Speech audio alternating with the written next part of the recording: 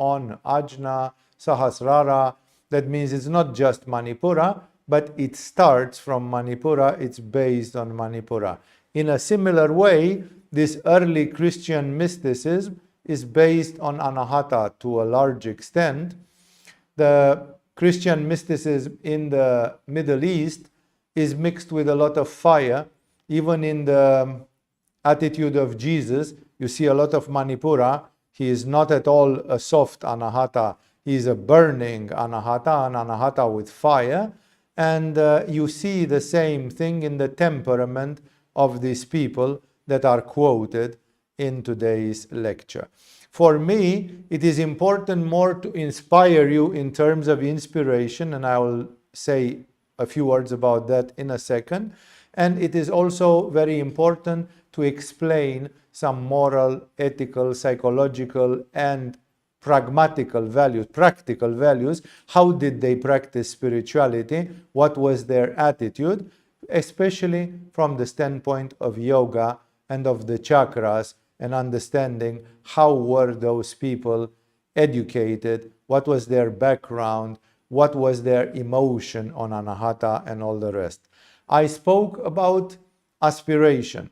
The fathers of the desert, there were also some women among them, so the name fathers of the desert is not very politically correct. We should say the fathers and the mothers of the desert, but we are not doing a political correctness course here.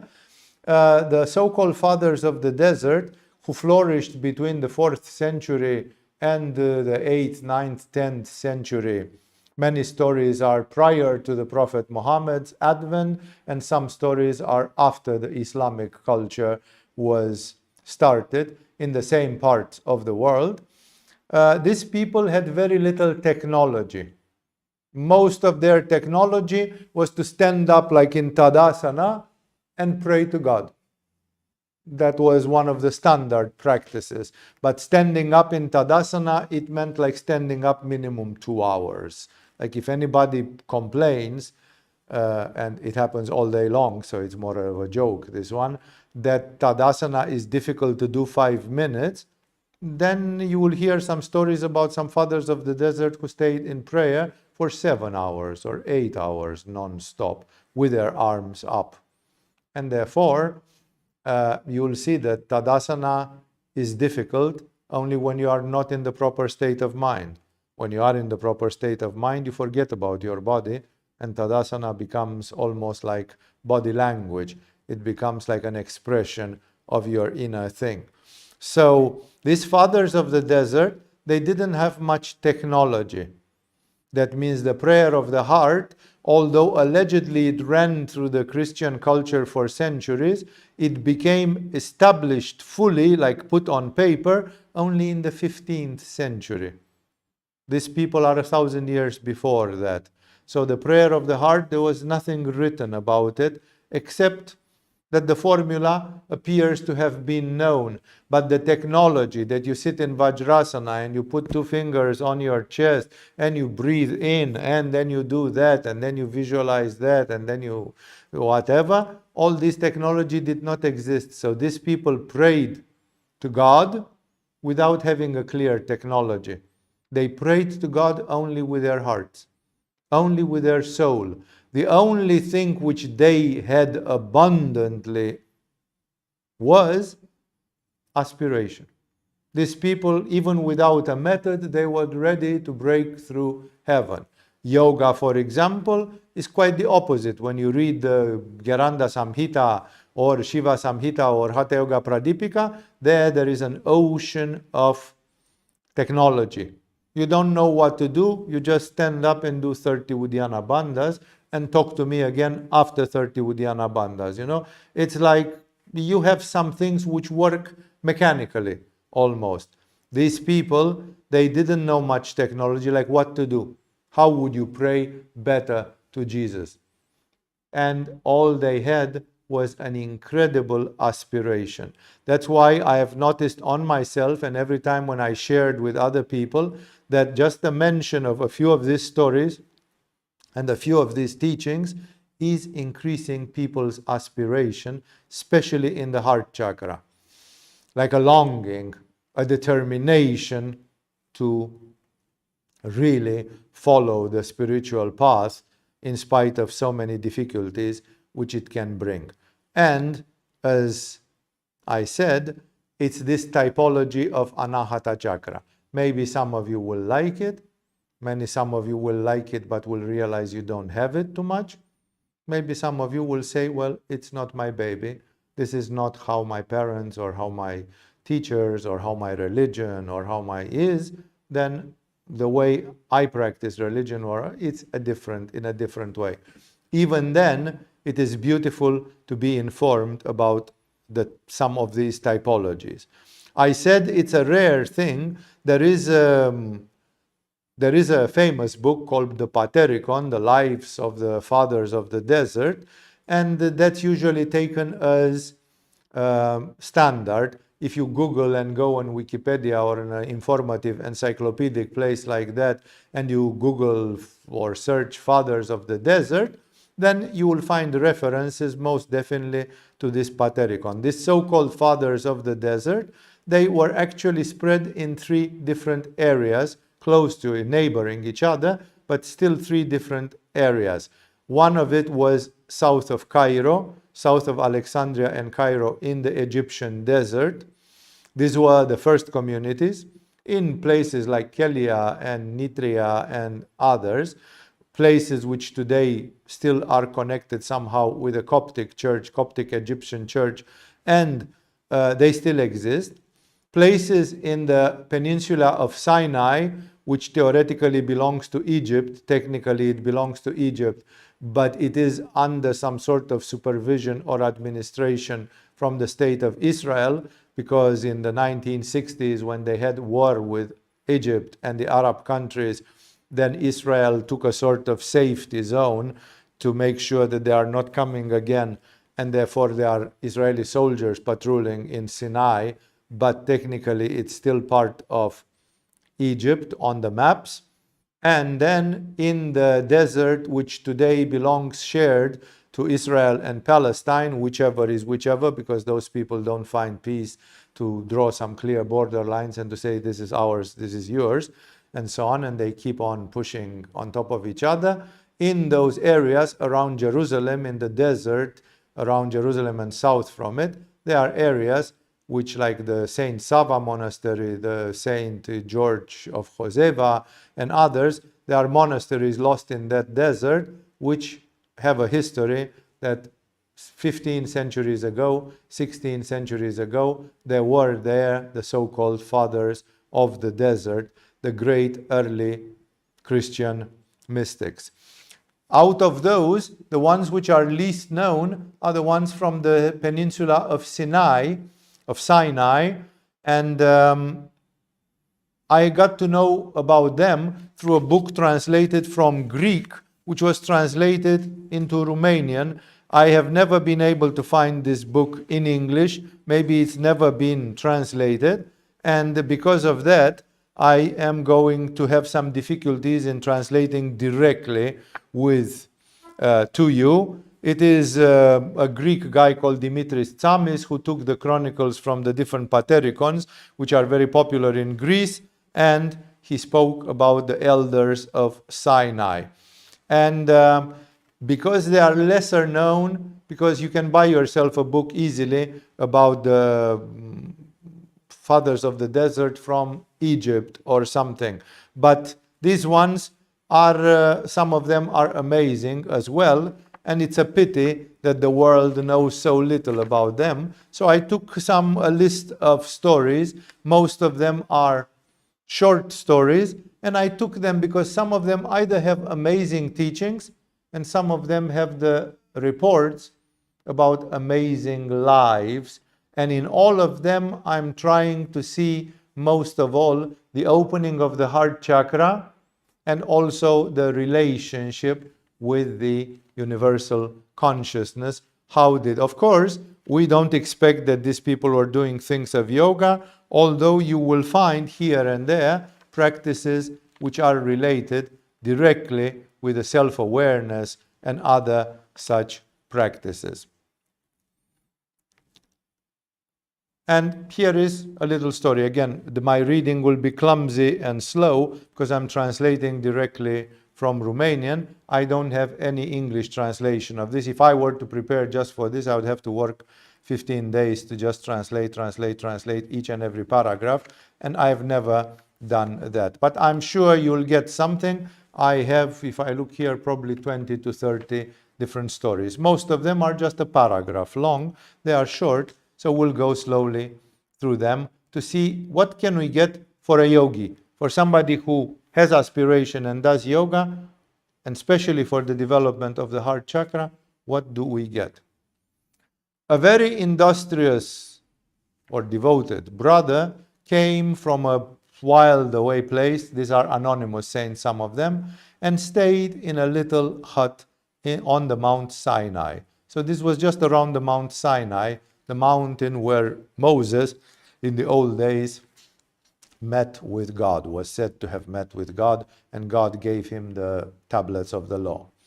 And in the first day, as soon as he came to settle down here, he found a little piece of wood which had engraved on it by the brother who lived in that hut before him, and it was written like this: "Me, Moses, son of Theodore, I am here present and I witness," which is again a bit of Ramana Maharishi kind of thing.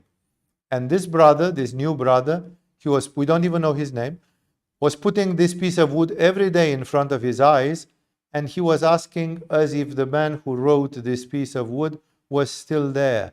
And he said, "Where are you, O man, who say here on this piece of wood that I am present here and I am witnessing?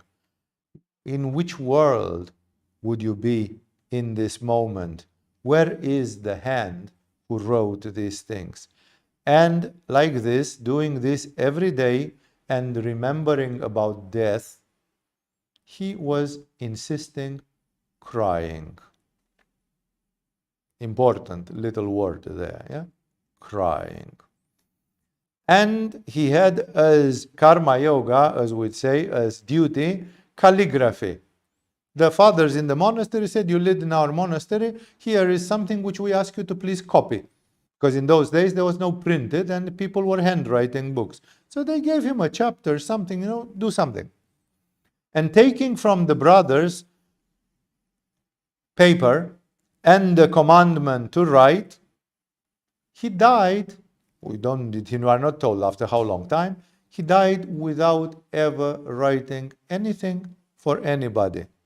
Only they found a little note in his hut on which it was written, after leaving the papers back to each one of them exactly as he took them, but not doing any karma yoga.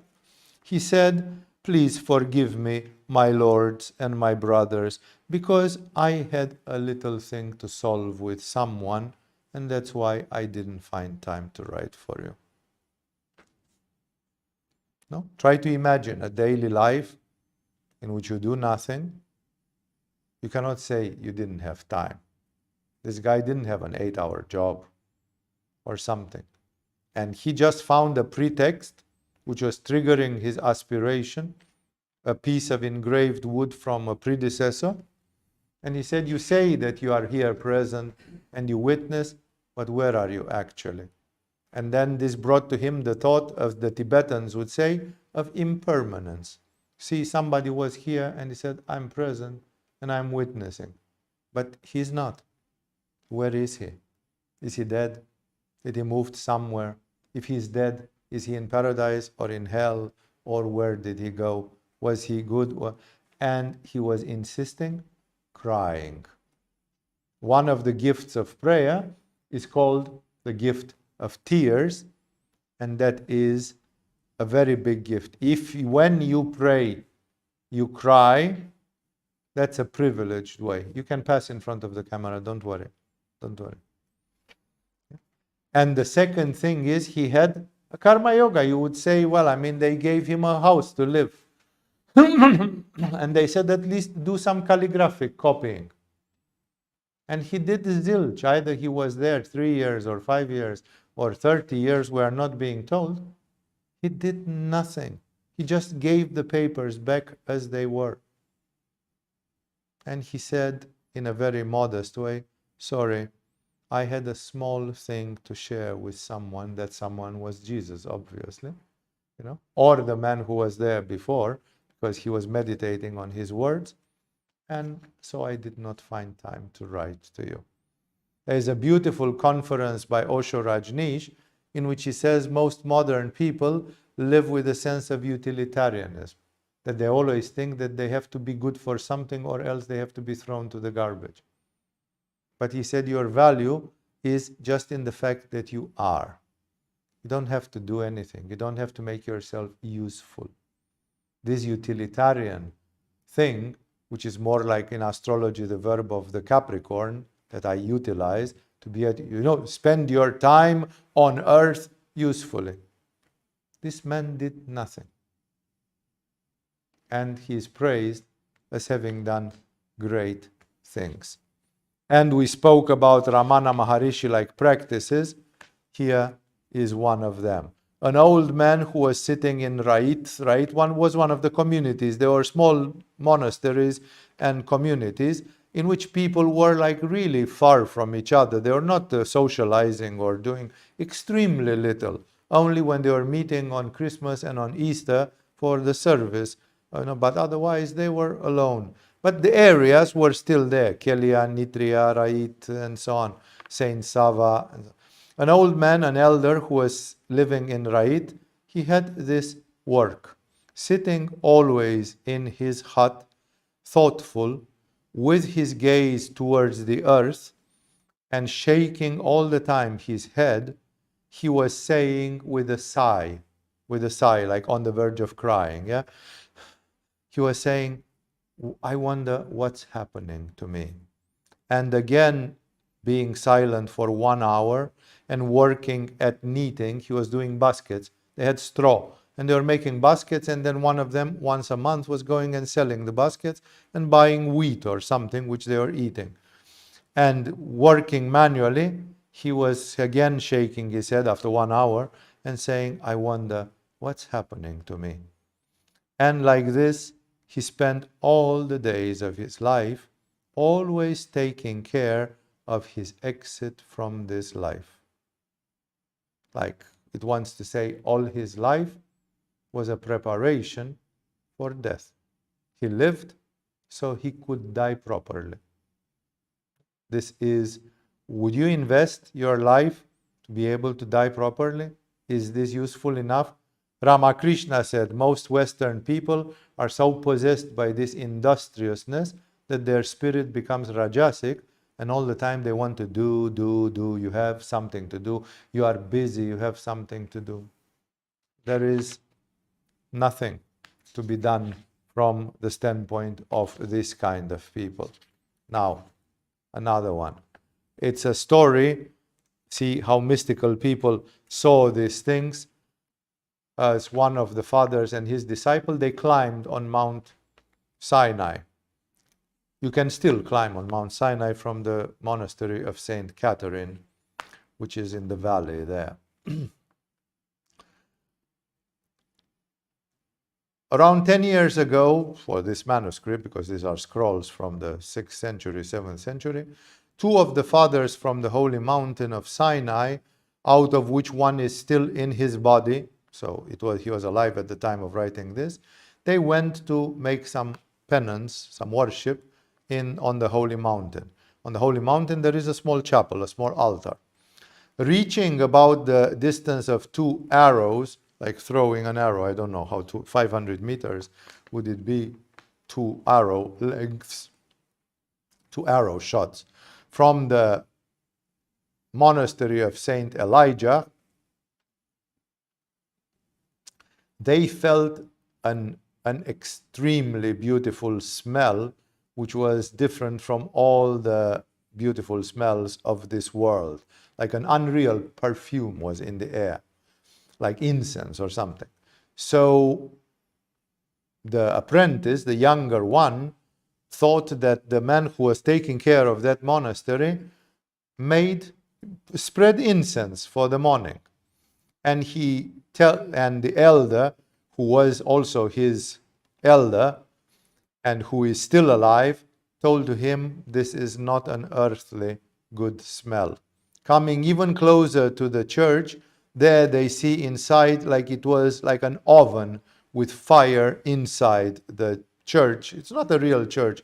It's like a small chapel. And the fire was like blades of fire coming out through all the windows and the doors. Seeing this, the apprentice became afraid of this, but the elder encouraged him, taking him, "What are you afraid, son? These are angelic powers which are together with us serving God. And he says, do not be afraid of them, because they bow down to our nature in heaven. We do not bow down to their nature."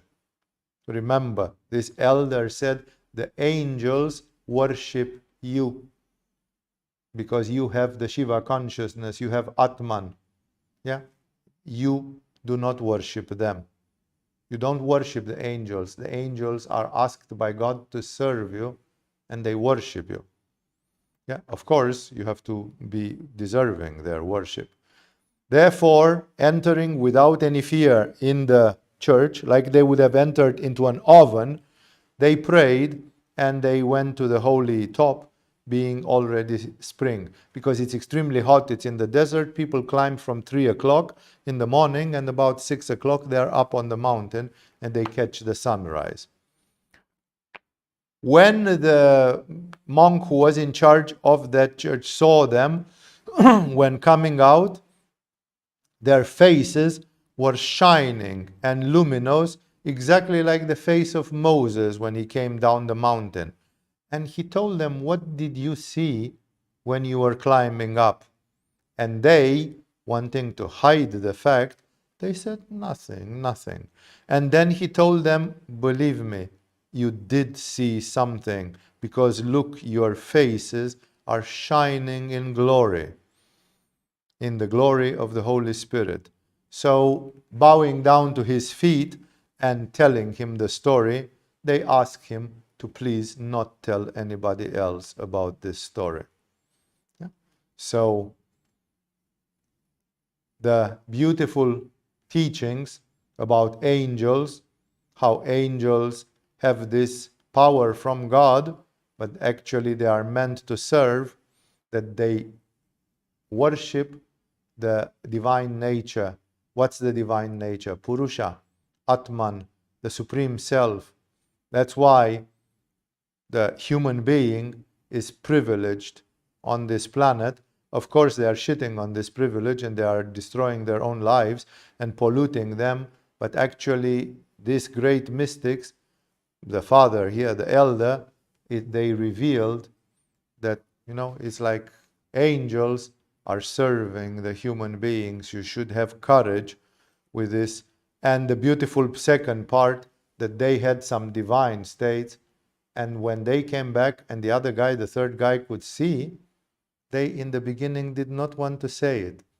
Exactly like the yogis are being told, don't speak about your experiences. When you get something spiritual, talk to your guru, but for the rest, don't speak about it. They lied blatantly, by the way of telling lies. They simply said, no, nothing, just to protect, because otherwise people will say, oh, you've seen the fire of God, you've seen angels, oh my God, you are so blessed, They refused, so that their ego should not be praised in any way, and this guy was experienced, and probably he himself had seen plenty of things up there, and told them, come on, don't bullshit me, because it can be seen on your faces.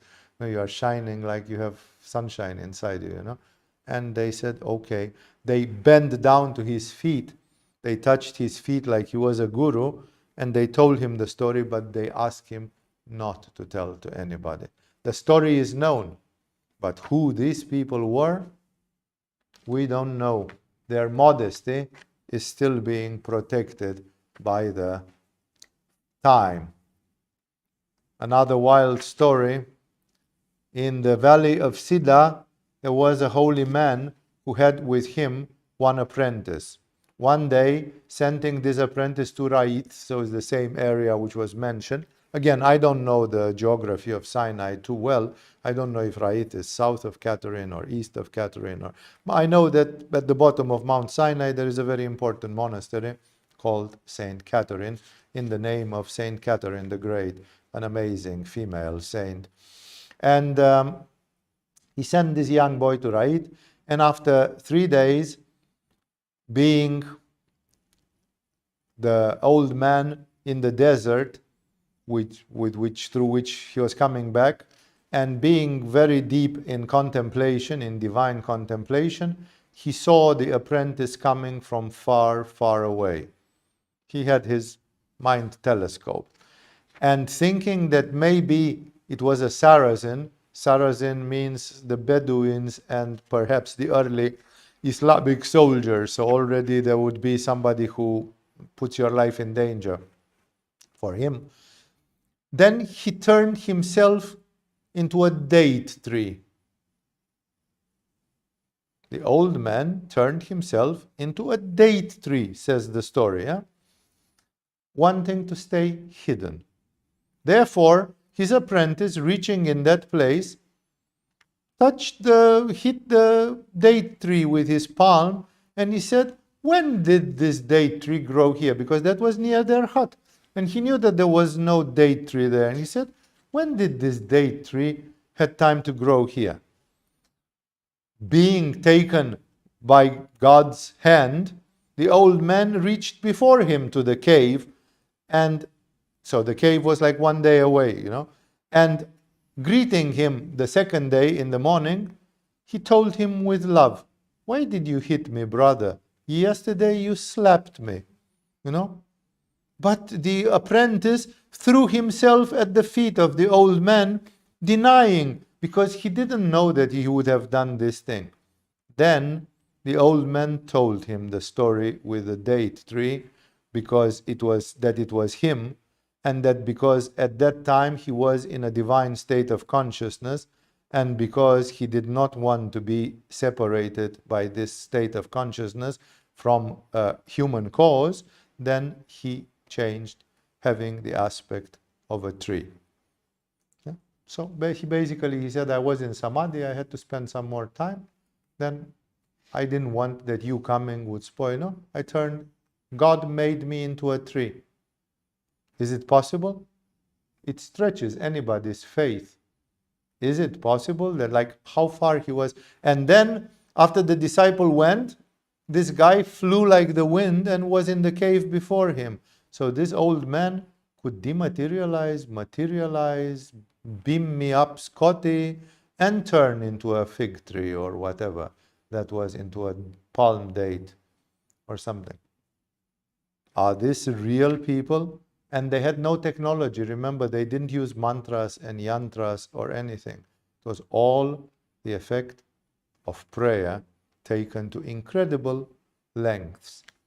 As another wonderful story which teaches us something. Once in Rait, the same place, a rich man from a foreign country came, and he made love to the brothers with gold coins. It's an expression which they use to make love. To make love means to give food to somebody, to give a donation. For them, that means to make love, from where even making love is, How do you make love when you have sex? No? It's about making love. It's an expression which comes from the early Christian mystics. This guy made love to the brothers with gold coins. And he sent also one of them to a hermit who was sitting there into a hut. So he didn't see, he just said, "Give to that brother a coin as well."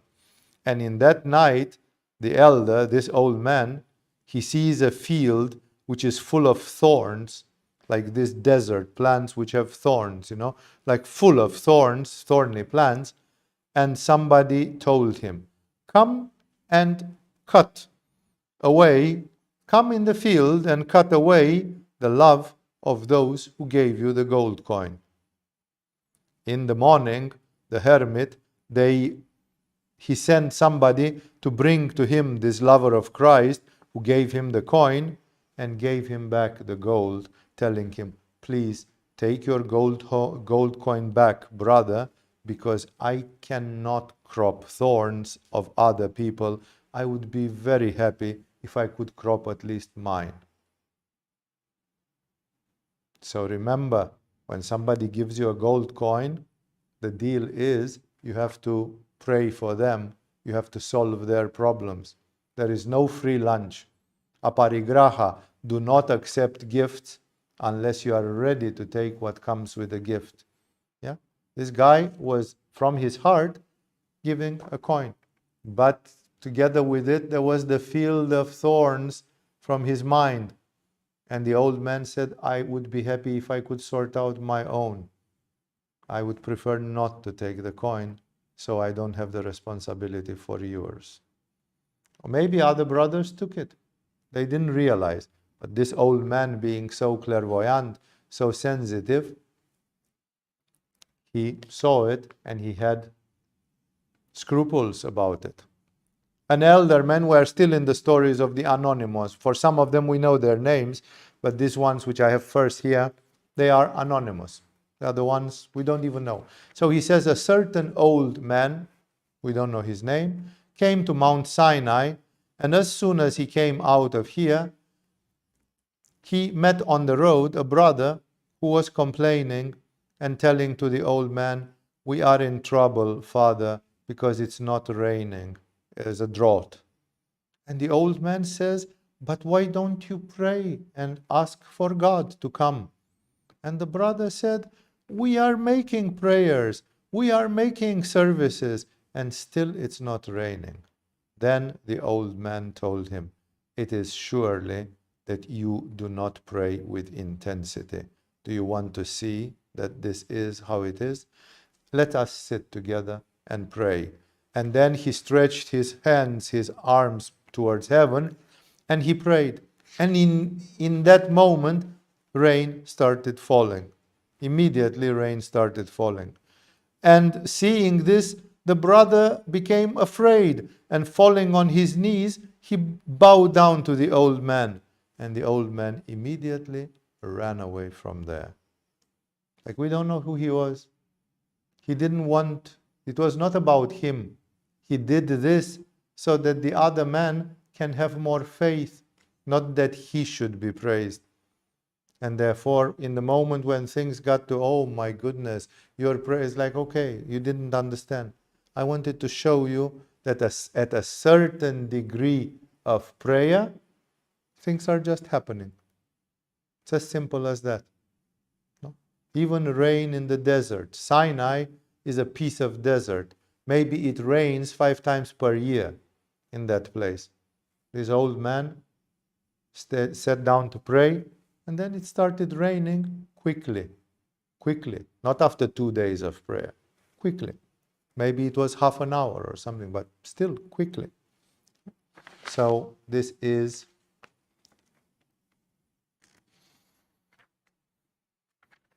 I wrote some of these stories are really long and wild and so on. One of the brothers came to an old man who was living in Mount Sinai, and he asked him, saying, Father, tell me, how should I pray? Because many times I have angered God. They had a great feeling of guilt, because their prayer was not good enough. And then they were feeling like God gets angry at them, which many psychologists would say, oh, you shouldn't have a sense of guilt and so on. These people were navigating through it very well. They were not doing human psychology. They were doing theological psychology, to which the old man told him, son, when I pray, I say like this, O Lord, make me capable to serve you as well as I have served the devil before serving you now. And make me worthy to love you as much as I loved my sins before knowing you. Like he said, when I was doing things for the world and for the devil, I was very eager and very efficient. Now I'm praying to God and I'm half-hearted, you know? And he said, that's how I pray. Make me love you at least as much as I love the devil. Make me worthy to serve you, to love you as I loved my sins. And then again he said, it is good to stretch your arms up in the air to pray to God that when you separate from your body, your soul cannot be disturbed by all those who try to hinder it on its way.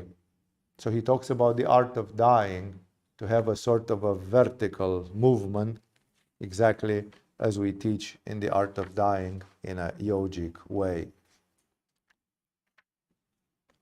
Another wild story. Not long time ago, one of the fathers took his apprentice during the Holy Lent. The Holy Lent is in Easter, so it was somewhere in March or April, and told him, son, in these holy days, because the Holy Lent is like you have to be very holy for them. Let us have this rule. Let us go in the desert. So in the desert it will be more inconvenient, less comfort. They were fasting anyway, either black fast or another kind of Lent and so on. And let's go into the desert, and if God will make us worthy to see any of the hermits, like there are others who are really holy, we are just a bunch of idiots, you know. But let's go, and if maybe we'll meet some holy people, then we can take a blessing from that hermit, like total modesty, total humbleness.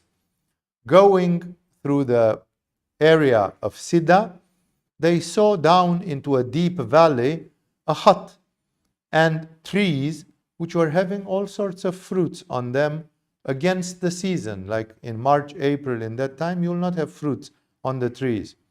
Therefore, descending on the footpath and getting closer, we shouted, bless us, fathers, you know, like a salutation, greetings. Hey, bless us, fathers, like telling them we are coming, you know, hear us, you know. And they answered, welcome, fathers. And at the same moment when that word came, everything disappeared, both the hut and the trees. Turning back, we climbed back on the top of the mountain from where we saw the hut, and we saw it again. And then we descended again. And again we said the same word, and we heard the same voice. And again everything disappeared. Then I told to my brother, let's go, son, from here. I believe in Christ because these servants of God told us, welcome. And I think that because of that, Christ will make us worthy to go to them in the afterlife for their prayers, for their intermediation, for their sweat, and for their works. Like, they found somebody that they couldn't touch physically. They were there, but they were not, you know, and then they had the modesty of saying, okay, but they told us, welcome, fathers. So we are welcome to them, but maybe not right now. This is how these people were thinking. They were in a thinking which was both magic and at the same time full of this respectfulness, full of this veneration. There's a story which I alluded to. It was from here. This is about a brother whose name is known. He was called Aretas. There was a brother from Faran with his name Aretas who was a little bit more careless in his spiritual life. When he was about to die, they sat around him, many of the parents, many of the fathers, and seeing them, the old man going with joy out of his body, like he was dying and he was joyful, and wanting to have a teaching for the other brothers, then he said, brother, believe me, we all know that you have not been very industrious in your asceticism.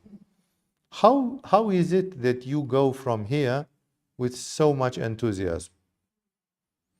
And then the brother told him, "Believe me, father, you spoke the truth, but ever since I became a monk, I don't know that I ever judged any human being. But if I did, immediately in the same day, I went and made peace with that human being. And I would like to tell to God, you said, Master, do not judge, and you shall not be judged, and forgive, and you shall be forgiven." And all of them becoming amazed by this practice, the elder told him, "Peace be upon you, son, because you have saved your soul even without too much effort." Of course, it's not that there was not effort, because there was an effort, but it was somewhere else. Another kind, they had such simple lives, such primitive lives. In the monastery of Arselan, there was also an Ava. They called them Ava by the Jewish name Abba. Even Jesus called God Ava. Ava means daddy, yeah? So Ava or Abba is father. It's a sweet Aramaic and Jewish name, Hebrew name for father. There was also there Ava George, which was nicknamed from Arcelite, George the Arcelite, who had a great fame in our desert, and about which many told us about many and great miracles, and I will try to tell you a few of them briefly. When the barbarians took over the road of Palestine, the oil, it's sunflower oil in that part of the world, became very sparse, very rare in the holy mountain Sinai, because this was coming from the it was the Silk Road, or a ramification of the Silk Road, and this was coming from caravans and commerce. And there was no commerce because there were some of these Bedouin tribes which created a riot, and the road was blocked for maybe 50 years or God knows. Then the abbot came to the monastery of Arselan, and he asked the man of God, George, to come to the holy mountain. Not being capable to disobey the abbot, he went together with him. So he was very humble. The abbot came, "Come, we need your help." He said, "Okay." And the abbot take him into an attic, into a deposit of oil, and ask him to make prayers for the barrels which were without oil at all. And the abbot said towards Ava George, jokingly, "Let's pray, Father, just for one barrel, because if we would pray for all of them, we would swimming in so much oil." Doing them prayer for a barrel, immediately the oil gushed in that barrel like from a spring. And then the elder said towards those who were serving there, "Take the oil and slowly, slowly fill up all the other barrels." And being all the barrels full, the first barrel continued to spring oil exactly as it happened at the time of the prophet Elisei, one of the Old Testament. Then the abbot wanted to give to this barrel the name of Ava George. And the old man told him, "If you do this, I stop the oil immediately." Like, why would you call it the barrel of Ava George? No? That's why they called him the abbot of the most holy, God giving birth, Mary, of Virgin Mary, the barrel of Mary. And that barrel stayed, and it was preserved until today. Above it, there is still an oil lamp which is burning all the time in the honor of the most holy Virgin Mary. So from this, you see that even when they did miracles, they were not assuming them, they were not appropriating them, they were just keeping their modesty. It's funny that the abbot asked him to come, and he did. And why didn't the abbot go and pray? The abbot knew that his prayer was not as strong as the prayer of that man. And still that man was obeying to the abbot like a puppy. The abbot told him, "Come," he came. He said, "Pray," he prayed.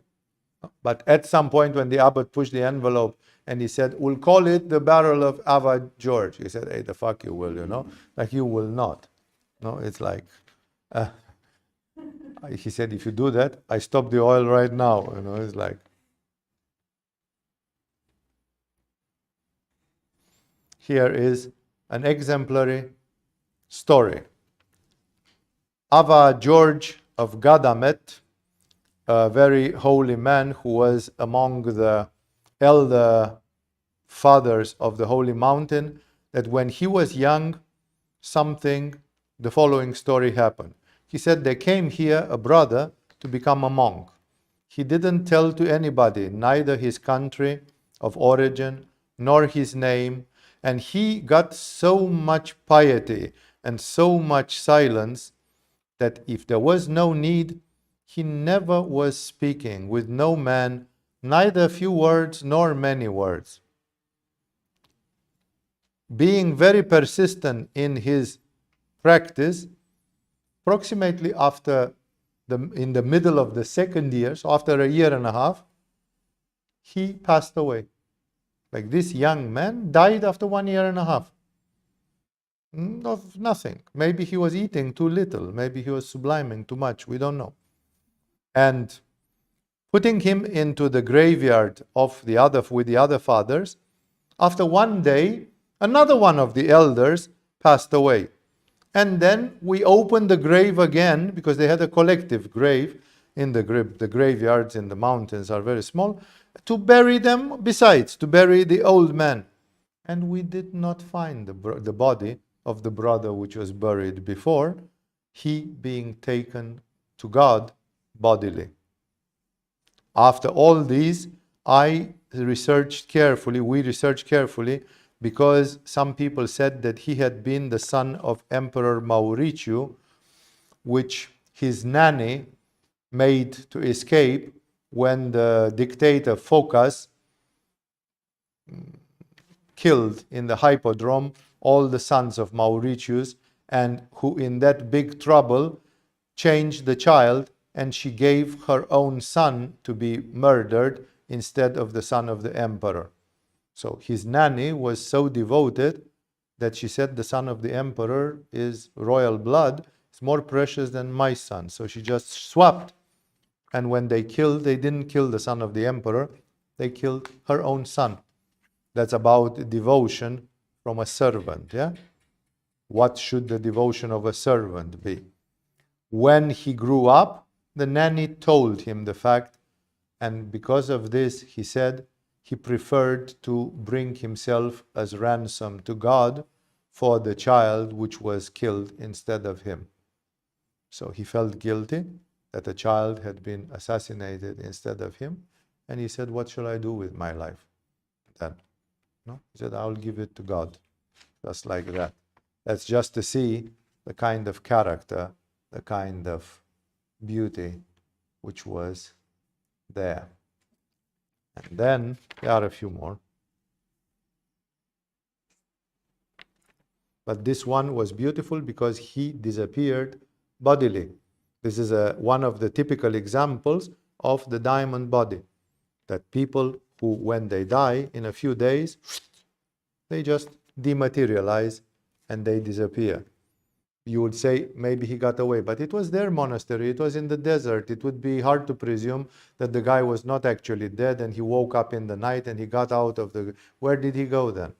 No, he was in the desert. So it's very difficult in such circumstances to... And here is another beautiful one, another George.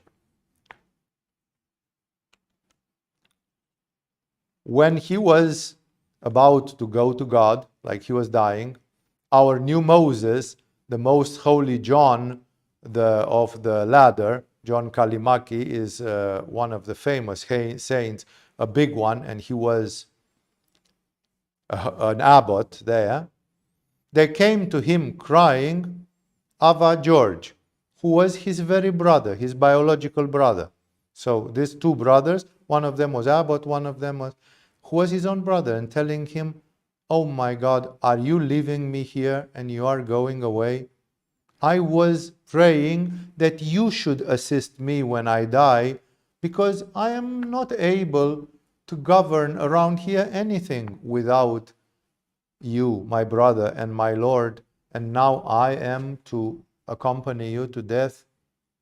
What a humbleness, he said, like, you are not only very holy and very much full of grace, but like, I'm not even able to do administrative work here, You are the valuable one. No, and he said, now you are dying before me. And then Ava John told him, do not trouble yourself, don't worry, because if I will find boldness before God, I will not leave you to stay behind me, not even 1 year from now. He said, if I will find boldness, like maybe I've been a sinner and I go to hell, then what can I ask God? Because my merit is equal to 0. No? But he said, if I will have some merit, then God will listen to what I ask. And then he said, you will die within 1 year. Like death was a reward for him. He said, don't worry, I will pray for you to die quickly. Which, says the Chronicle, also happened, because in 10 days he also went to God. So that guy got boldness before of God, and this guy died in another 10 days. End of story. And for them, it was a blessing. They considered him this a blessing. Just to see again what their values were. As a beautiful one for interaction with demonic forces, it was told to us that Ava Eusebius, the abbot of the monastery of Rait, that a demon went to the hut of an old man dressed as a monk, and knocking at the door, the old man opened and he said, pray. It was like a password, pray.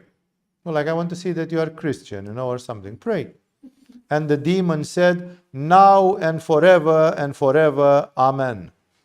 But the old man told him, no, pray 3 times. And the demon always said, now and forever and ever, amen. Then the old man told him, go in your way, like go away. He didn't receive him in. He said, go away, pray, and you would better pray like this. Glory be to the Father, the Son, and the Holy Spirit, always, now, and forever and ever. Amen. This saying all these things, the demon, as chased away by fire, became invisible, disappeared, faded away. By the way of the fact that they believe that the true prayer keeps the demons at bay. A beautiful one. How do they deal with temptation? Because people say, oh, I cannot deal with them. I'm jealous, I cannot stop my jealousy. I'm an asshole, I cannot stop being an asshole. The same Ava Zenon, this is an Ava called Zenon. It's a Greek name. Zenon was a great philosopher in Greece, but it's not that one. This is a Christian mystic called Zenon also. Ava Zenon, going to Palestine, so he was going from Sinai to Palestine, which is today's Israel. So he was on the borderline towards Israel, and being tired, he was sitting close to a vegetable garden of some farmer who was on the way, and he wanted to eat something. And his thought told him, take a cucumber and eat it, because what big deal is a cucumber in a farm? And then he answered to his own thought. He spoke to his own demon in his mind, to the thought. He answered to his own thought. All the thieves get punishment. Therefore, first of all, test yourself if you can take the punishment. And standing up, he stood in the sunshine for 5 days non-stop, like 5 days and 5 nights. He just stood there in the sunshine directly. And frying in the sunshine, he said, I cannot take this punishment. And then he told to his thought, if you cannot, then do not steal and do not eat it. Like, this is the Vira way of dealing. It's like you say, I cannot, I am weak. Like, give it to yourself, see. This is an attitude which the angels will applaud and God will smile upon. Who? And there is a long story here. I would like to read it because this shows so much the human soul is about Zenon.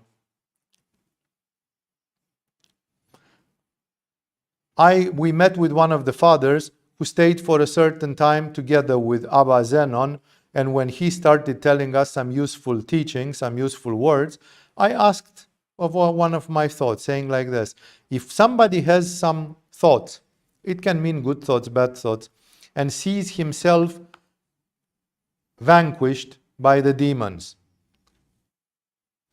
and many times he reads and hears what the old fathers say about cleansing your soul, and he wants to be clean, but he doesn't manage.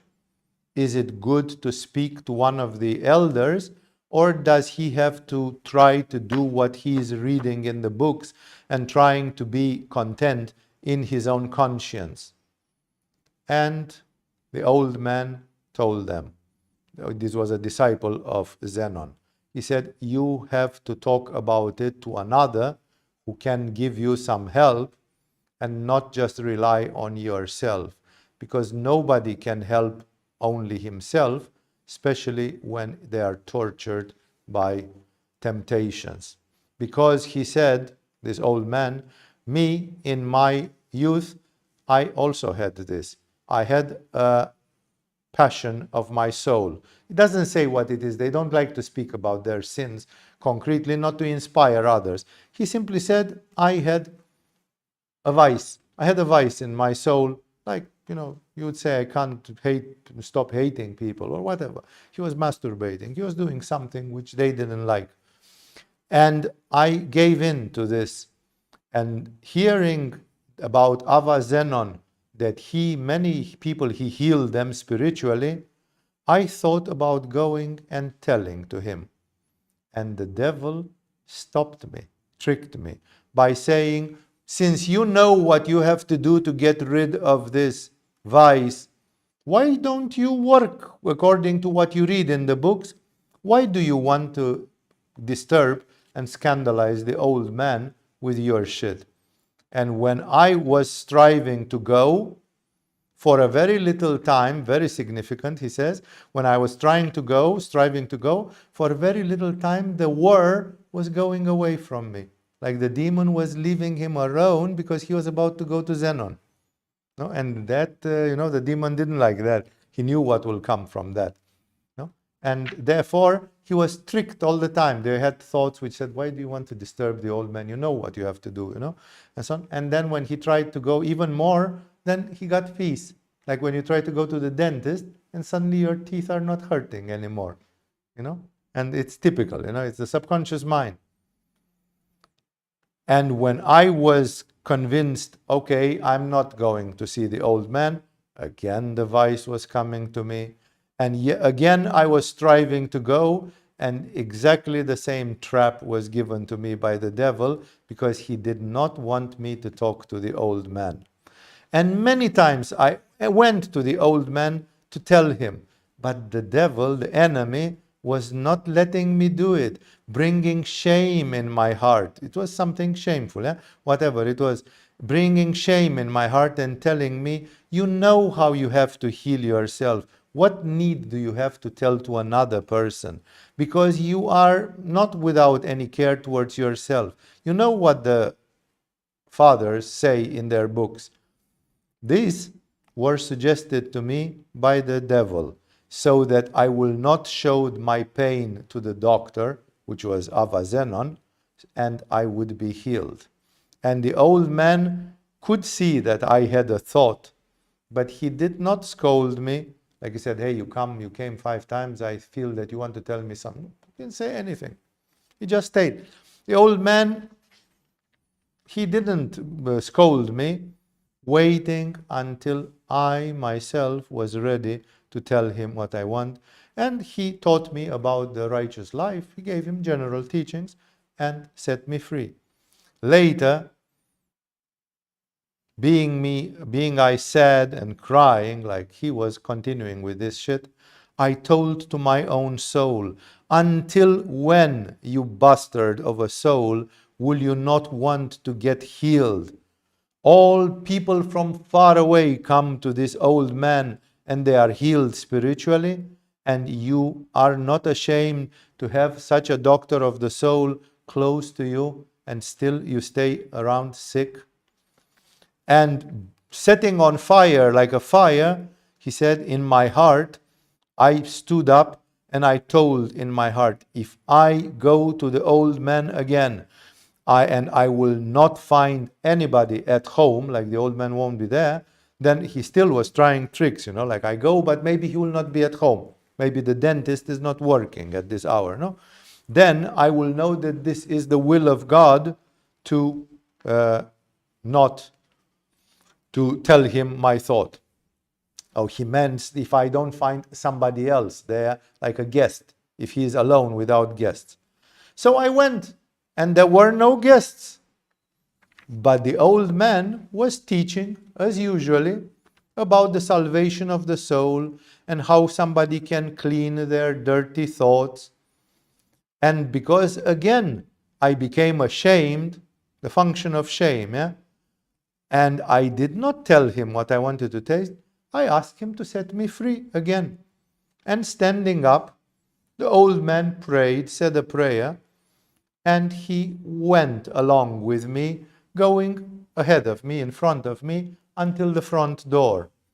And I, tortured by the thoughts to tell or not to tell to the old man, I followed him hesitatingly, but the old man paid no attention to me. He just held the door open so that I should pass.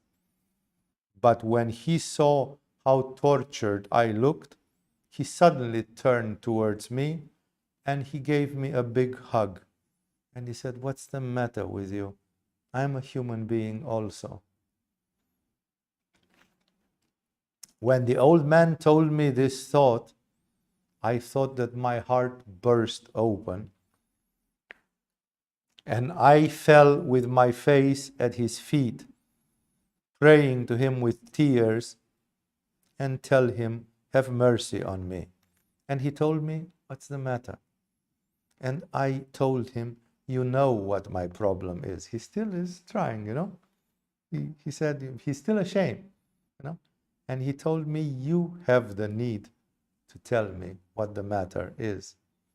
And after full of shame, I told him about my vice, he told me, "Why did you become ashamed to tell me?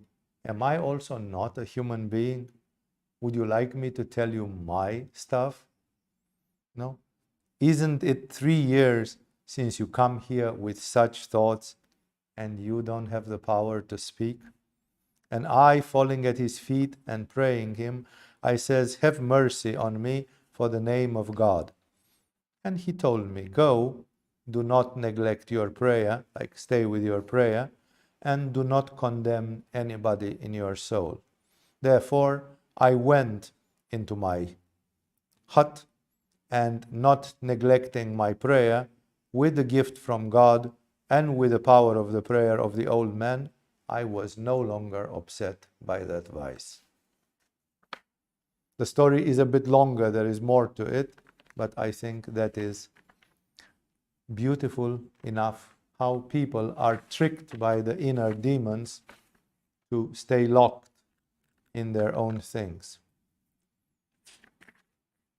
Another little story, we still have a little time. I hope you start feeling the energy specific to these people. You get in touch with these amazing people. The same old man told me this. 22 years ago, I went with my apprentice John in Porphyritis. Porphyritis is just a village somewhere in Sinai. There is a similar city in Greece, but that's not what is taught about. And wanting to sit there and practice, and we found 2 hermits, and we stood close to them. One of them, called Theodore, was from Melitini, from the monastery of Ava Theoctist, and the other one, called Paul, in English, was from the monastery of Saint Efthymius. They were wearing cloth made of ox skin. They are dressed in like skin, in leather jackets. They had some leather thing, which in the desert, it should be probably very hot and very uncomfortable. But they had no clothes. They were dressed in some buffalo hide. We stayed there approximately 2 years, and we were far from each other, as about, it gives an ancient measure, which I don't know how big it is. Okay, maybe hundreds of meters, maybe more. One day, when my apprentice was sitting down, he got bitten by a snake, and immediately he died, and blood came out of all his parts of the body, through all the holes of the body. I got very sad, and I went to those hermits. And as soon as they saw me troubled and sad, before I coming to say something, they said, "What's happened, Ava Zosima? The young brother died?" "Yes," I told them. Then they came after me, and as they saw him fallen to the ground, they told me, "Don't be sad, Ava Zosima, God can help." And shouting at my brother, they said, "Brother John, stand up, the old man needs you." And indeed the brother stood up from the ground, and looking for the snake and catching it, they broke it in two in front of us. They broke the snake in two. So they could raise dead, but they didn't have a problem of killing a venomous snake by the way of non-violence. You know, where is the borderline of non-violence? And then they told to me, "Ava Zosima, go to Sinai, because God wants to give you the Church of Babylon." Indeed, I left, and going to Sinai, after a few days, the Ava of Sinai sent me and other two in Alexandria.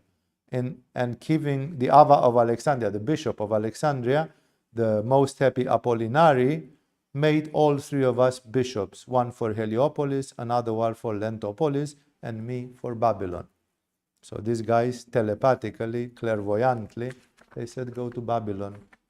They will make you bishop."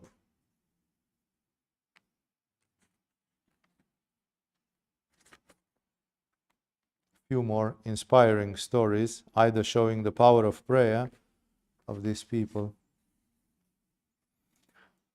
I will tell you the story of Isikia the Horeva from Horeva.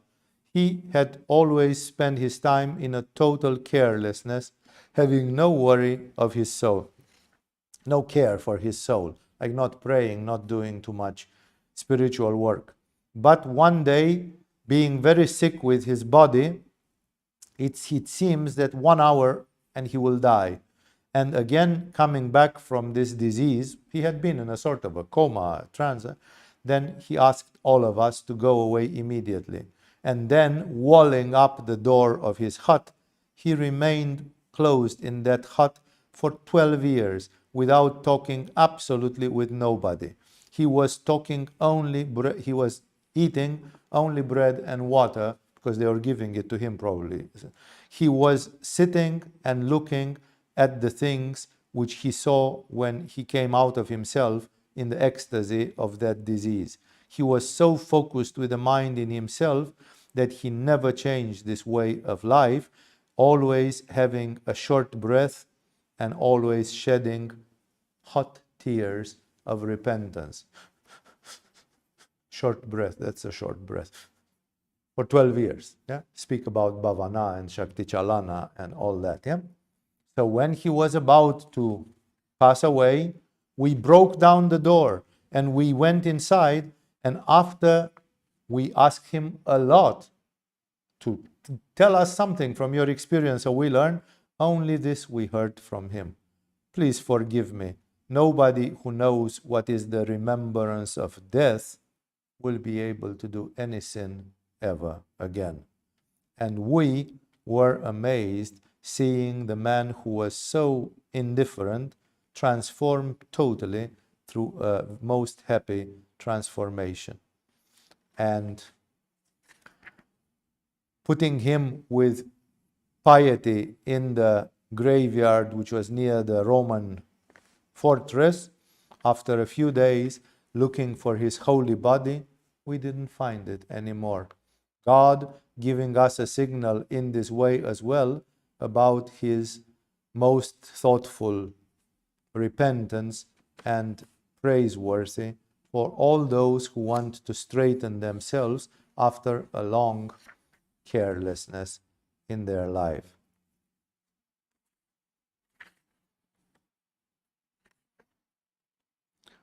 There was another abbot here, Isaur, a man carrying the Holy Spirit and having the charisma of healing, the gift of God of healing.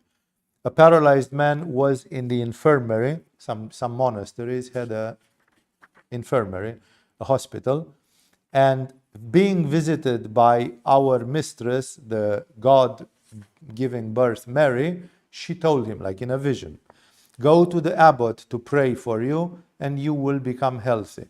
So the paralyzed man was carried to the abbot, and through the will of God, as he knocked at the door, nobody came out except the abbot himself. So he was able to get directly to the abbot. And therefore, as he came out, the paralyzed person fell at his feet, grabbed his feet, and he said, "I will not let you go, because the Mother of God sent me to you to heal me." Being very forced by him. It says very forced. Silit is a word in Romanian which means like raped almost, Being like really forced by him, the old man then untied his belt and gave it to him and said, "Take it and put it on yourself." And as he took the belt on, he was healed immediately, and he went away full of joy and giving praise to God. Just somebody who was a very beautiful one, which I said at some point about morality and ethics. It's a wonderful story, relationship between a man and morality and a man and animals.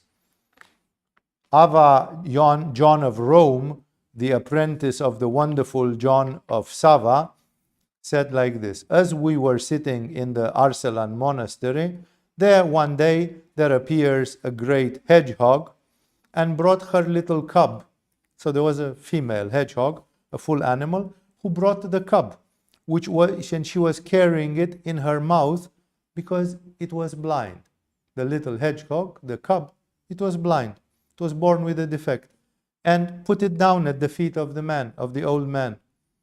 When he saw the holy man, this John of Sava, that the animal was blind, he bowed over to the ground.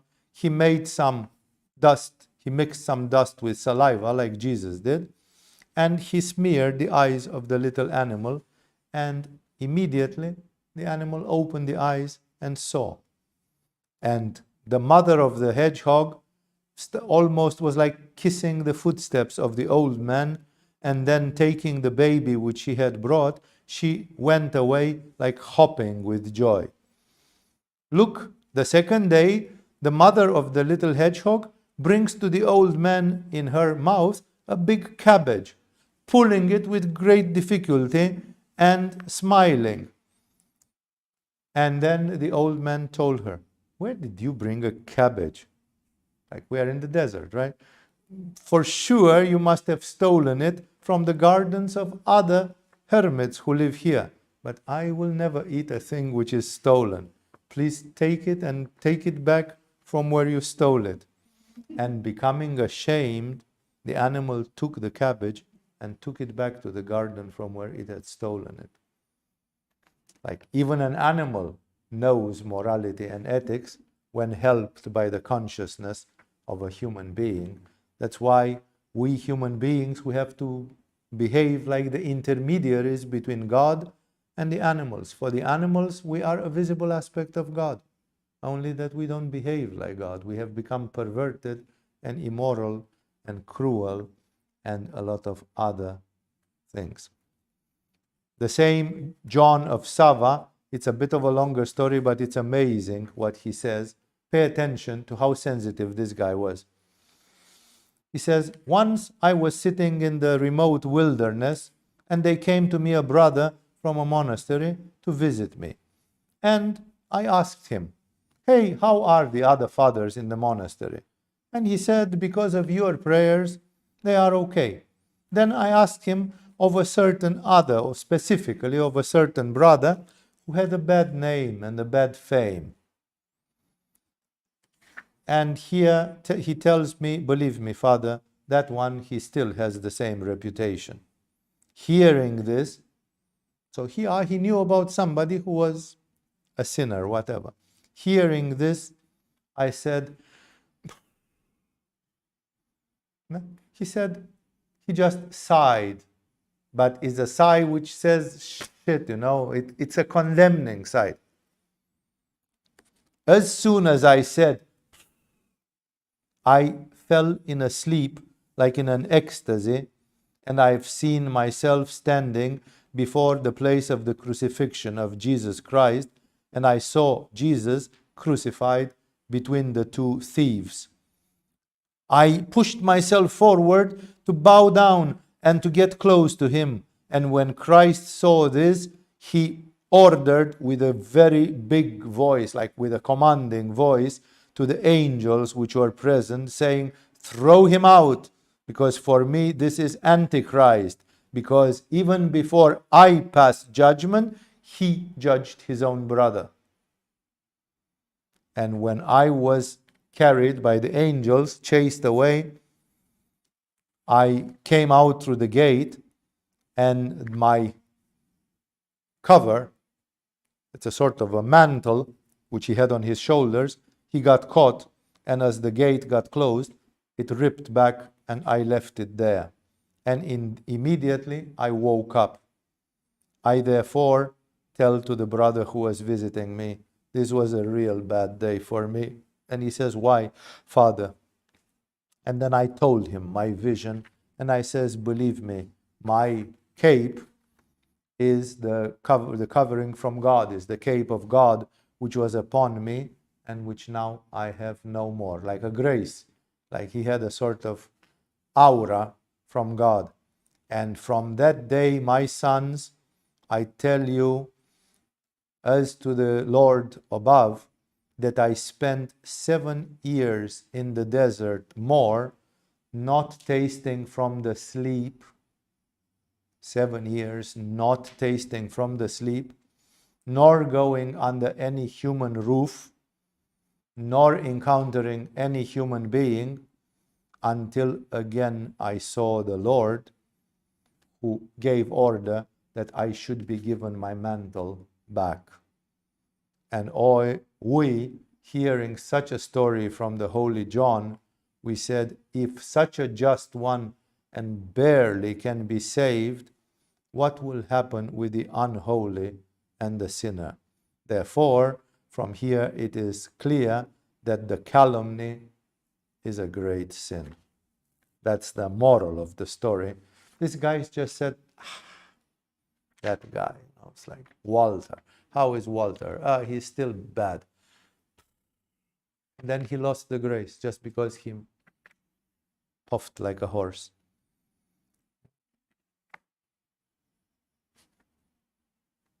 Another wonderful story is this one. It's Ava Joseph from Rait again.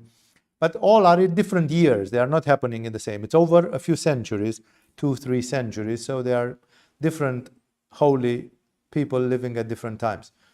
That this elder, Joseph of Rait, came somebody to ask about a thought. Like everybody has a thought, like people want to ask a question. Of course, they will ask, how should I be saved? I have a problem. They call it generically. They say the person had a thought. And he came to ask about that thought. He knocked at the door, and not receiving any answer, he looked through the crack of the door, and he saw the full body of the old man, head to toes, standing like a flame, standing like in a flame, like surrounded by a light like a flame. Terrified, he paralyzed in his body, and he stood dumbfolded on the earth like dead for almost 1 hour. Like just by seeing this, and the old man was praying, he got so afraid, and he was paralyzed for 1 hour. And then standing up again, he stood near the door. Taken into his contemplation, the old man never knew what happened. And after 5 full hours, he again became like a human being. He opened the door and he took the brother in as a guest. And sitting down, he says, when did you come? How long ago did you come? Answering, he told to the old man, I came here since approximately 4 hours, but because I didn't want to disturb you, I knocked at the door only now. Then the old man immediately saw that this man knew what had happened, what was happening inside, and he never said anything about it to that brother. He answered to all the questions that he was asked about. He healed him from his thought, like the thought is like a bug in your brain, and he was healed by his thought, and he let him go. He set him free. After which, he disappeared, being afraid of the praise of other human beings. Because he knew that this guy will go and tell the story. And then in a month, they will start streaming in. No? Then he just vanished. He ran away. But see how discreet. He didn't speak about it. He didn't, like everything is like some things, normal people, they can't know, they can't see some things. One more about the diamond body. Ava Martyrius, who was the one who anointed our abbot, he stayed for a few years in the Gulf of Ava Antony, beyond the Red Sea. So somewhere in the area of Sinai, there's a gulf which was called then the Gulf of Ava Antony. And as he was sitting there was an invasion of some cruel barbarians against those who were living in those mountains where they were all hermits. And they killed those barbarians. They killed 6 of the fathers, among which there was one called Ava Conon of Cilicia, a man who had the gift of clairvoyance and of prophecy. Therefore, taking their bodies, Ava Martyria buried them in a cave, putting on the mouth of the cave, on the entrance of a cave, a big stone and smearing it with this white thing from which you make a paste.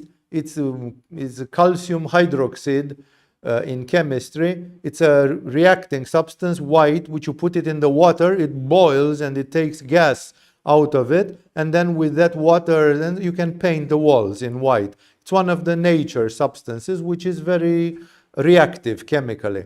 And he smeared with this on the joints, and he wrote on that white thing their names in case he wouldn't return or if somebody will find them.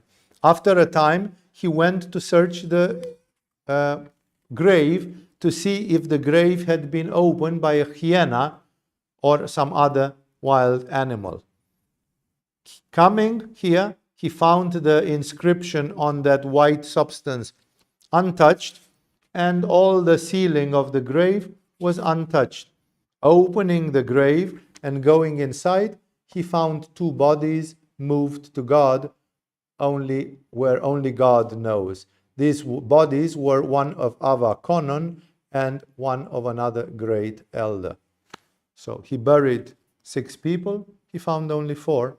2 of them disappeared with their body in a situation which is difficult to fake, in this way, like, oh, maybe there is another explanation, maybe, but there is a very little probability about this. Ava Mato.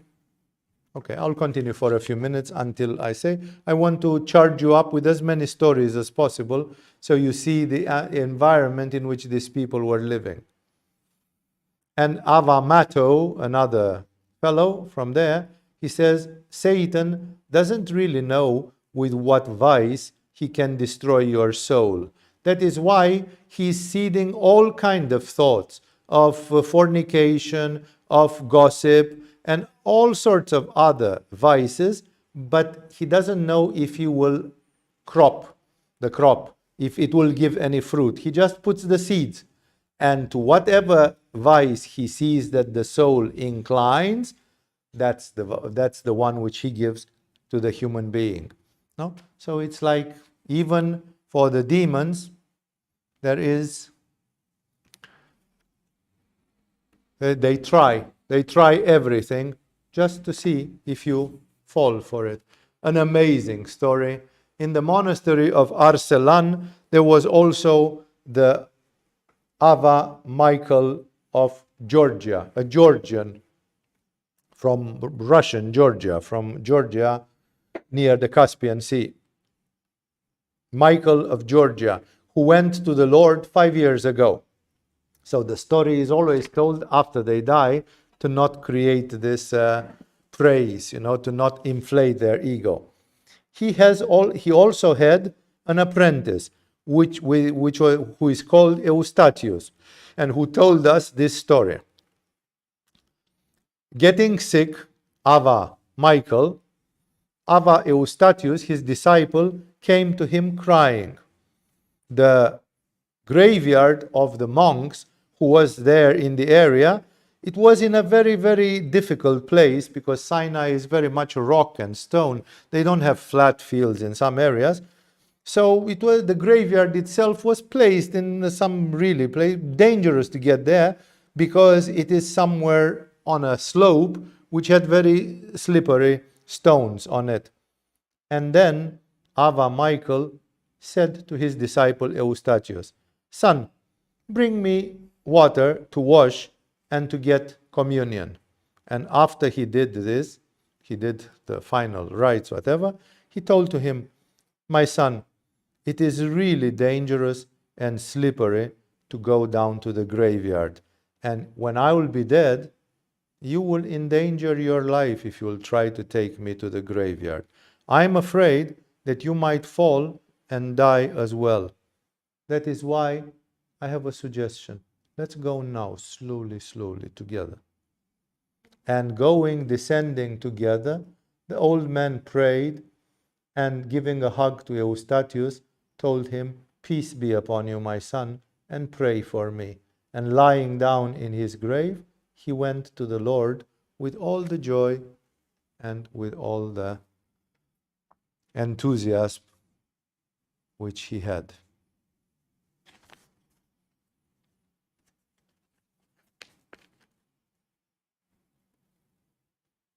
Ava Neil, he says, "As many things as you will do to take revenge on a brother who did injustice to you, all of them will be done back to you in your heart during your prayer."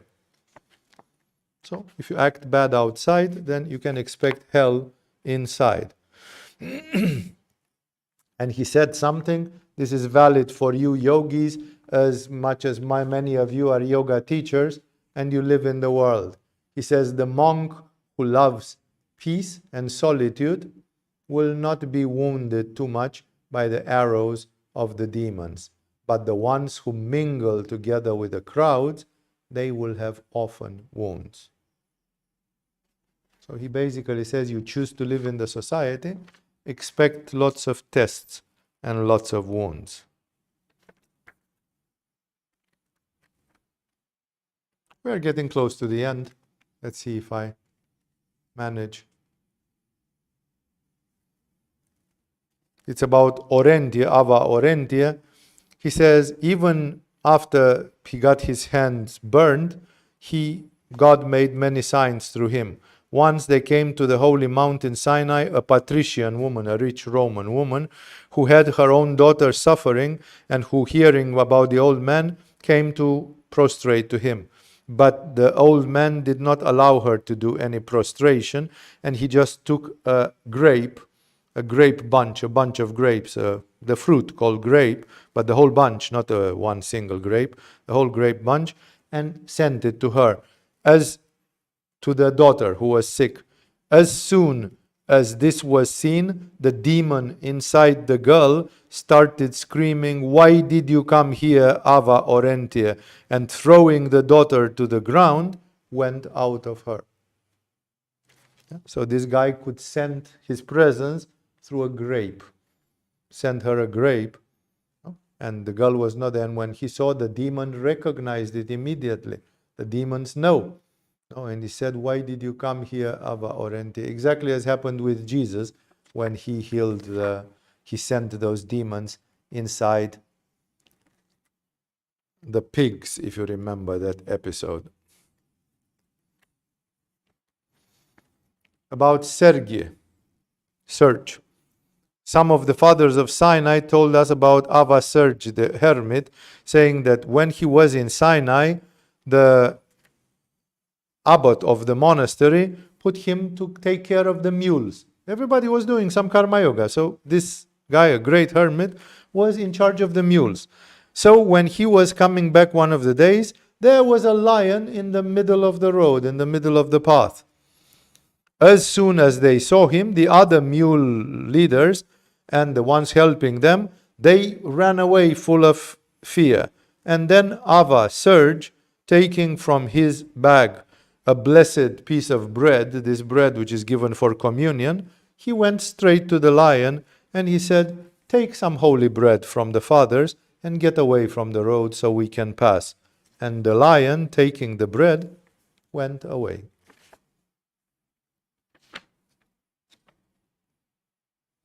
A very beautiful one about fasting, to see an attitude. One Silwan, it's Ava Silwan. This guy did a lot of great things. Ava Silwan and his apprentice Zakaria came to a monastery, and those from the monastery made them taste a little bit of food before going back on their road. They say, "Guy, before you go, take something." And going out of the monastery, his apprentice, on the way, he found a spring somewhere, some water, and he wanted to drink. At which the elder men tell him, "Zachariah, today is a fasting day. Is a Lent." Like when these guys, when they are fasting, they are not drinking even water. Yeah. And he said, "Zachariah, you forgot it's a fasting day." But the disciple said, "But didn't we just eat in the monastery, Father? It's a fasting day, but they just gave us food in the morning and probably to drink." And the old man said, "What we ate was because of the love which they have for us and we have for them. But otherwise, we are going to hold our fast, my son." Like, incredible that they are, like they would bend the tapas for love, but actually they will not give up at all. They didn't want to offend the people from the monastery and they ate a little bit. But the old man knew it's a fasting day. We eat because of these people give us love and we give them back love, and that's higher than our fasting. No, but otherwise, we are fasting. Other stories. The same Silwan, sitting with the brothers, entered in ecstasy, and he came with his face to the ground, and after a long time being in this state, he stood up and he was crying. And the brothers asked him, "What's happened, Father? What's up?" And he was silent and crying. And forcing him to talk to them, he said, "I was enraptured in the judgment, in the divine judgment, and I have seen many in our family of monks going towards punishment. And I have seen also many people who are not monks and who are going to the kingdom of God." And the man was crying, the old man was crying, and he didn't want to come out of his hut. And if he was forced to come out for whatever tasks, he covered his face with his bonnet.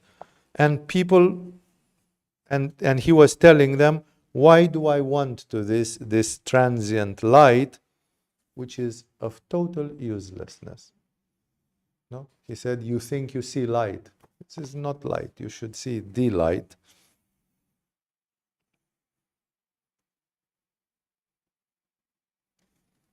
And more about, let's finish with this Silwan, who was staying in ecstasy. His apprentice Zakaria entered and found him in ecstasy with the hands up to heaven, like in Tadasana or something, and closing the door, he went out. He left him. Coming again about the 6th hour and the 9th hour, these are hours from sunrise, so 6th hour is 12 o'clock, 9th hour is 3 p.m. He found him in the same. Approximately the 10th hour, so it was like 4 p.m., he knocked at the door and he found him being quiet, but not in ecstasy, and telling him, "What's up today, father?" And he said, "Oh, I've been sick today, my son." But he grabbed his feet, he went down to his feet, and he said, "I will not let go of your feet if you don't tell me what you saw." You know? At which the old man told him, "I have been enraptured to heaven, and I have seen the glory of God, and that's where I stayed until now, and now I'm back." Once, Ava Silwan, being in Mount Sinai, his apprentice Zachariah went to do some other job, and he told to the old man, "Please let the water flow and put some water in the garden." They had probably an irrigation system. And he covered his face with his bonnet, and he just looked at the feet where he was going. In the same time, another brother came there and saw him from far away. He understood, and then he came and visited him, and he said, "Tell me, Ava, why did you cover your face with a bonnet and you watered the garden like this?"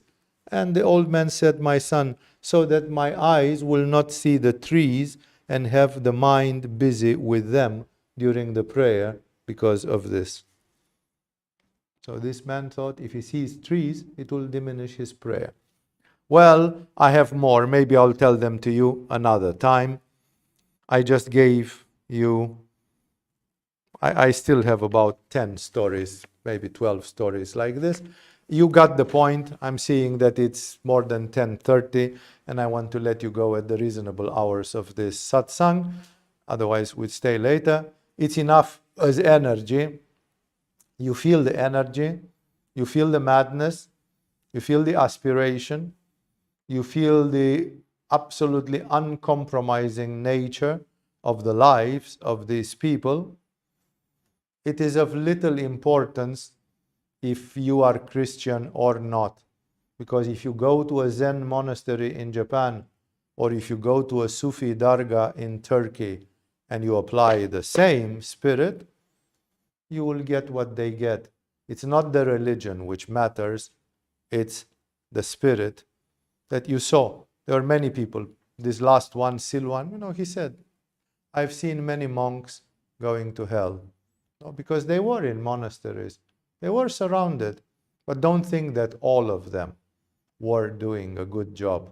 Many of them, as happens today, as it happens in Buddhism, as it happens in Indian ashrams, as it happens in so many places, many of them were making a poor job out of it. Not everybody who does yoga becomes a great yogi. And at the same time, we are all human beings, as that old man said. It's very important to purify our souls, to try to cultivate the moral and ethical values, to practice purity, to practice prayer, to have all the help which we can. The advantage in yoga is that you get mantras, you get yantras. You're going to say, it doesn't matter so much. It's not true. Yoga has this enormous benefit that, maybe these people were having sexual phantasms. But what if you do 100 with Dhyana Bandha? And if you want to be ascetic, if you want to do sexual tantra, do sexual tantra. It's fine. You have another alternative, which these people were not even dreaming about. But let's say, like them, you want to have a period of time in your life where you are ascetic. If you have too much of that, these people say, pray. Talk to your confessor and tell him, "Father, I am persecuted by demons. I'm so horny." And so what to do, But in yoga, you also have Uddiyana and Nauli and shoulder stand and headstand and other things which work. So, of course, each spiritual line has its own ups and downs. In yoga, many people become very technical, and sometimes they forget the spirit, the Ishvara Pranidhana, the aspiration, this madness, because they rely too much on technology. On the other hand, when we see such people, we see that having so little means at their disposal, so little technology, nevertheless, for some of them, their soul was so strong that they were succeeding. They were succeeding almost without having clear methods. And that's why I always am enchanted. I knew that you will not find many of the stories from it's called the Patericon of Sinai, no? And you will not find it. I have it, but it's difficult to translate. I will not go into such if some Christian organization doesn't translate it already. And therefore, I hope that it brought to you some inspiration. Again, it's not only about Christianity, it's about your aspiration, your sincerity, your integrity, how you are with your own goals. You saw that even with such poor methods, some of these people were getting the diamond body, for God's sake. There were several of them which are told that they died, and then they could not find the bodies. The bodies, I read at least about 4 of them, that the body disappeared, even 24 hours later, boom. That's the diamond body. And in Indian and Tibetan yoga, it's considered to be a major siddhi, a major accomplishment. No? Even Ramakrishna's body did not disappear. Even Shivananda's body did not disappear. Even great yogis that we know about, they didn't get their diamond body as far as we know. Maybe it happened later. Maybe Shivananda, after 30 days, he disappeared, but then we don't know. Anything can be possible. But what I'm trying to say is this, that these people are exemplary through the power of their soul and through their commitment. And I hope you have seen some of these values of Anahata Chakra. Extraordinary humbleness, extraordinary modesty, extraordinary love, extraordinary forgiveness, like everything subordinated to their heart, doing everything through their heart. That man was not allowing his disciple to drink some water, and he says, Zachariah, it's fasting day. Water, not to drink water in the desert in Sinai, which is a tropical climate, and they were walking out in the outdoors, Imagine how parched of thirst you get in a day of fasting with water, black fasting, and so on. And in the morning they had eaten in the monastery, but he said, hey, forget, that was an act of love. That was something else. But the tapas is the tapas. The act of love was stronger than their tapas. But nevertheless, they never forgot about their commitment and what they were doing. So I hope this has brought something beautiful in your heart. I have more, if ever, not next week for sure. I don't want to do it 2 weeks in a row. But at any point, I feel like telling you some wild stories about great mystics. I'll maybe come there, another 12 stories in that book that I would like to share with you. Thank you all for joining tonight. I hope this was of inspiration for your souls, and see you further in the activities here in Agama.